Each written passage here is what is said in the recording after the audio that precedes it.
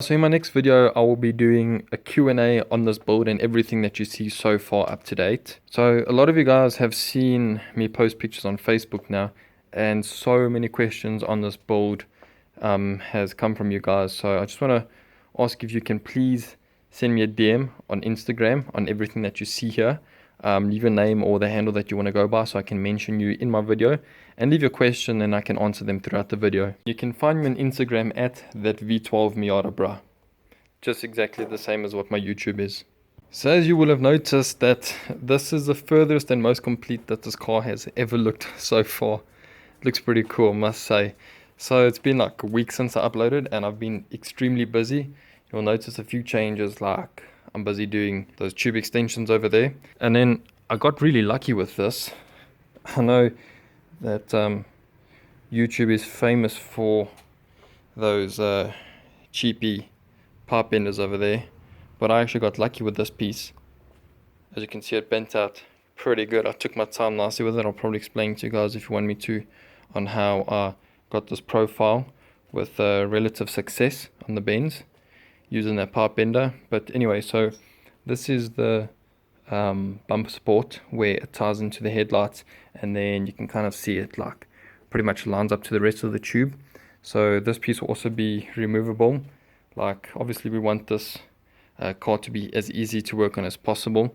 Not that I expect issues with it, but you know how project cars go.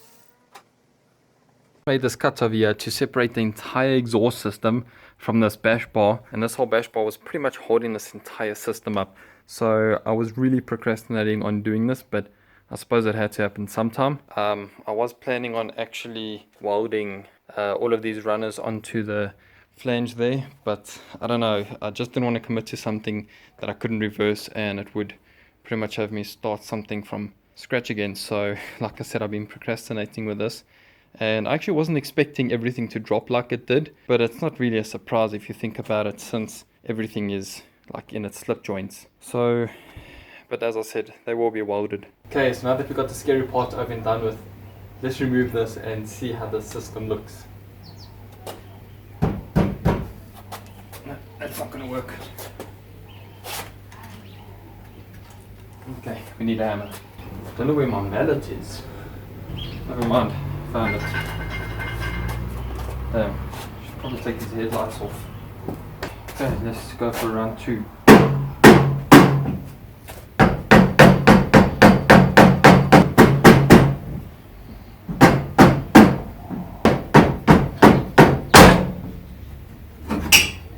I don't know if it's just me, but this exhaust system all of a sudden looks so much bigger without that crossbar on, especially the collector.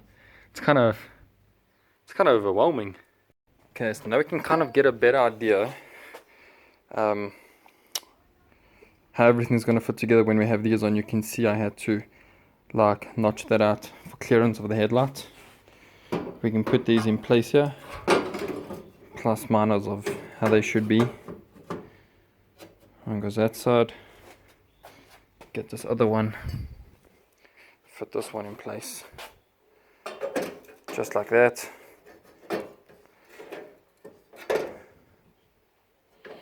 There we go. Kind of fits something like that. I think this is causing it to sit right. That's fine. So you can imagine we're going to have those tubes coming up there. And then where's that other one? This one. And this one is going to join up to this. just like that. But obviously it's going to be bolted in either side, and then this is what's going to support the front bumper. And then obviously once that's done, then we can start getting busy with the rest of the impact bar. So the design will change slightly because there's a few other accessories that need to bolt onto it. You know what, I'm actually glad to see that there's so much play in this, although it doesn't maybe look like that on camera, but there should be more than enough play in this entire system for the collector to, you know, eventually slide off if ever it needed to. This is the whole point of this design for its exhaust, because I mean, you can imagine if this was a one unit, how would I ever separate these two halves? So that's a good sign already from the get-go. I guess it means that this unit of the engine is ready to come out, and we can get further on with the whole engine bay shave and tube work and what have you. You know what, I actually want to get this front bumper back on so we can see what sort of clearance we have, because this is the first time I'm seeing this as well.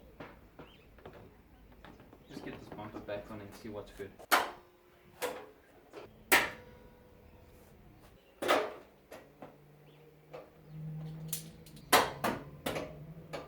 Okay, that looks good just like that. I'll just put our front support in. Maybe we don't even need it. Probs do though. Looks like it. Well, that looks about right. I hope this gives you a bit of a better idea of what clearance is like, especially in the front. I mean, there's plenty. I don't know what you guys are worried about. It's a Miata we're talking about. Come on, man.